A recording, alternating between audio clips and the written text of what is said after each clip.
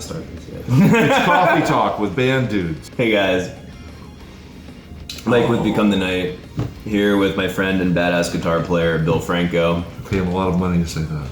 Yeah. Both dollars. We're friends, so I get the brother rate. Today we're going to be talking about some of the common problems found in bands, especially bands that are just starting out, and things that you can also expect in the future. Bill has been through, I would say, his fair share of a lot of these things. I think anybody who's been playing for any length of time has probably seen everything we're going to talk about.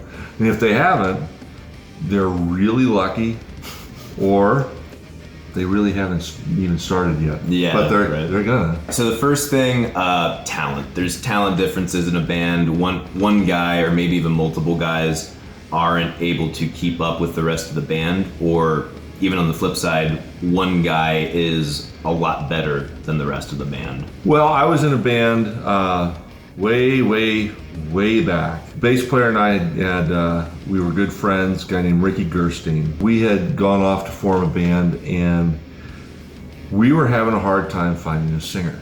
I mean, we were having a really hard time finding a singer. And so we found one guy who was a huge David Lee Roth fan. Great for me. Yeah. I'm a huge Van Halen fan, so it's like, that was awesome. But the problem is his vocals were all over the map. All over the map. We had to say, look, Dow has decided to bless you. That's the cat. That's the house cat here in the in my domicile. Dow, she is a black kitty who is unbelievably friendly. Oh my goodness. And she's going to eat your hair. We sat down and talked to him and said, look, we don't think it's going to work because you're not singing well. You could see it hurt him a little bit, but he was cool about it. He goes, I understand. Then we got somebody else who I'd been in a band with before, where we never even got to the point where we even practiced. You know how it is when you're in high school and you get a bunch of guys together and you put a band together. We didn't have a bass player. We had two guitar players and this vocalist, and we didn't have a bass player yet. We didn't have a drummer, but we hadn't really ever played together. And it was about, we were young and we had never done anything, so it was like, how do we make this work? And if we look like this, it'll be great, And so I thought, well, I'll give this guy a call because he's cool. So we got in there and started doing things. So we're playing things like Rat and Dokken and Van Halen and some Kiss. We're playing a little bit of everything that's what was popular at the time. Metal and pop metal, but it was all guitar-driven stuff. And we start playing. We had a drummer. This guy was really not good. He looked great. Chicks would dig him, okay? And I know this because we'd been at various, social events and chicks dug him. So that wasn't going to be a problem as far as charisma.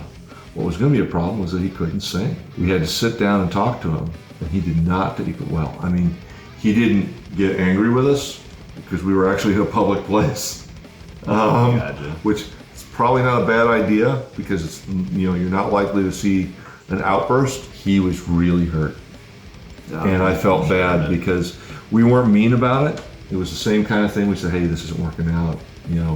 We just don't feel that what you're singing matches with what we're trying to do. And that's what you want to do. You don't want to beat somebody up. That just creates an enemy. You don't want to have an enemy because they might get better. And if they're a cool dude, why do you want to hurt somebody's feelings that's a cool dude? You know what I mean? You want to still be friends, but that's a hard thing to get around, Sorry, there's a deer right in your backyard right now. Oh yeah. We've had to up to 7 of them. I'll pull up and there'll be like 7 in that area by the driveway at night. And you know what else we get here? We get wild turkey. Yes. We get wild turkey. And I'm not talking about the drink. I'm talking about real wild turkeys. Although that shows up every once in a while, too. Well, in this household, it's tequila. Okay. Or absinthe. Real absinthe. Yes. With the real thulion content.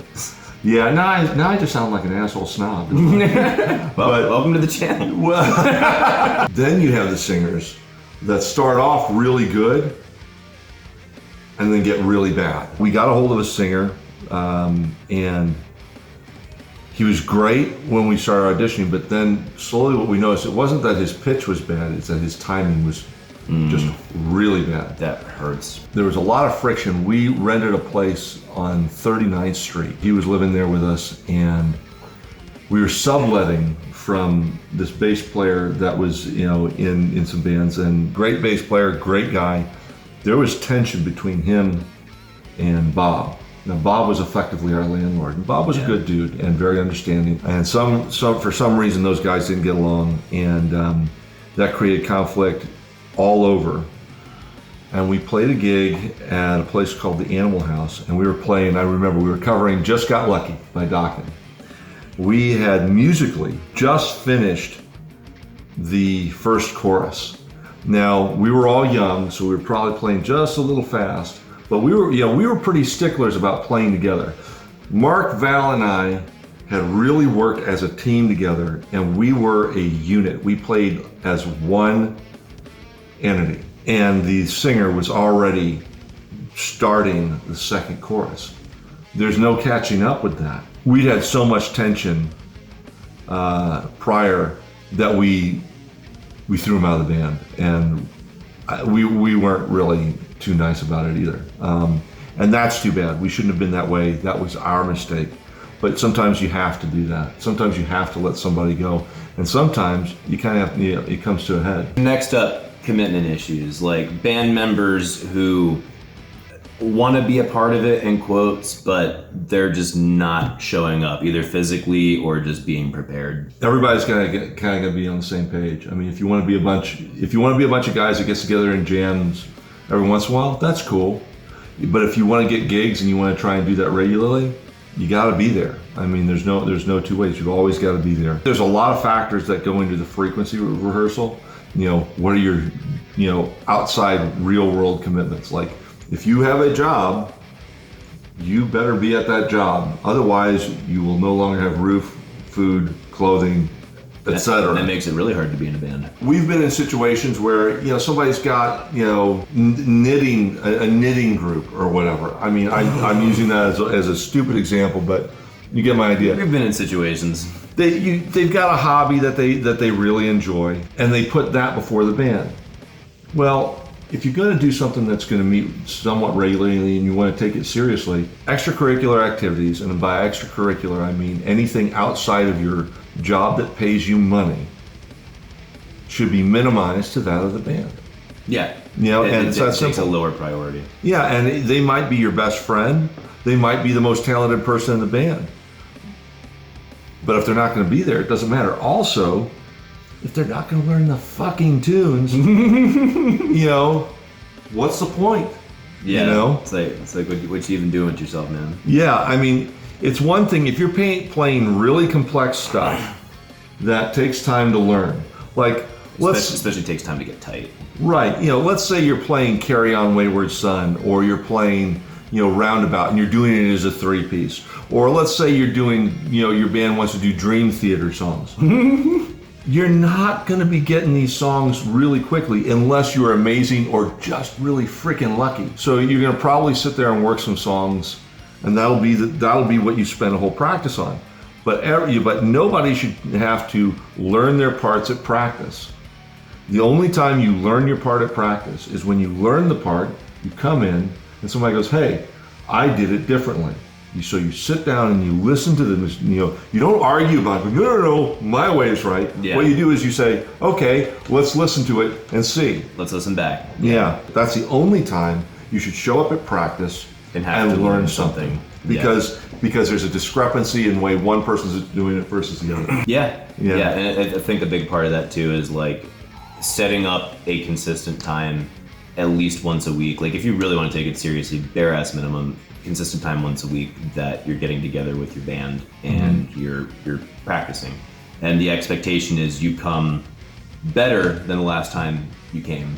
You're coming in a step forward, not the same place, not a step backwards. Right. If somebody's not as committed, then try and part as friends. As friendly as possible. As you can. You don't. I guess the takeaway is you don't want to burn a bridge if you don't have to. You don't want to get into a fight, or verbal or otherwise. Shouldn't have to be a reason to. Right. As long as like And that's a big thing that I've been trying to drive with this group is open honesty. Everyone needs to, if you're uncomfortable with something, say something, you know, like, because especially knowing this group of guys that I'm with, they're all like ridiculously nice. You know, it's like no one's gonna be. I'm gonna be the dick if anyone's gonna be a dick. You know, keeping everything open and honest is the best way of avoiding any of those fights that I've found anyway. Yeah.